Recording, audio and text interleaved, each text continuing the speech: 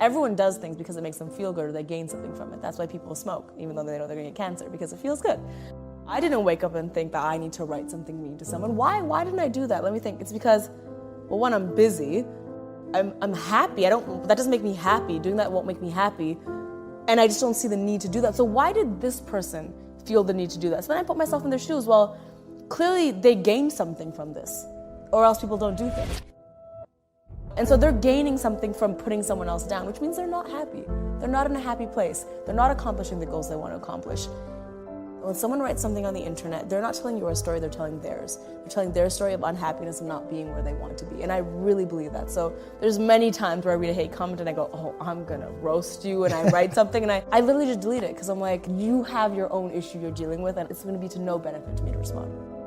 You can't control the environment you're in. You know, when you have a really, really bad day, you can't control the other driver that cut you off. You can't control whoever was mean to you. You can't control the fact that you missed the elevator. You can't control any of those things. You can only control yourself.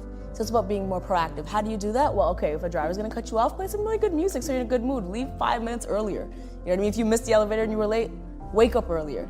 Anything we do, any action we make, I believe we have many layers as to why we made that decision. At the top is like, oh, I made this decision, what I tell everybody else of why I made that decision. The second layer is what I tell myself. So say if I took this glass and I broke this glass. Okay, what I tell everybody else is like, oh, it slipped, the glass slipped.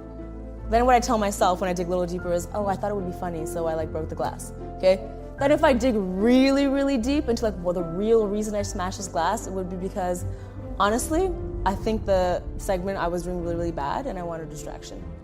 We lie to ourselves all the time about why we did something, why we said something. Sometimes our instincts can kick in. Like if you ask me an uncomfortable question, I'll respond right away because it's uncomfortable. But what I'm saying to you is not true.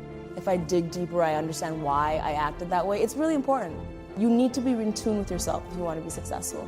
I mean, the world, it gets really uncomfortable. Success gets really uncomfortable sometimes. It's a lot of stress, it's a lot of pressure. If you're not truly in tune with your biggest teammate, which is yourself, there's no way you can succeed. You need to know yourself really well. I have a very good idol, and his name is Dwayne "The Rock" Johnson. And I think he is someone who is so successful, and the number one thing I've learned from him is how he shares his success in such a humble way that also validates himself. If you ever just go on his Instagram, it's from a place that's like, this cool stuff is happening, and it's really exciting and important for me, so I'm gonna share it because it means a lot to me.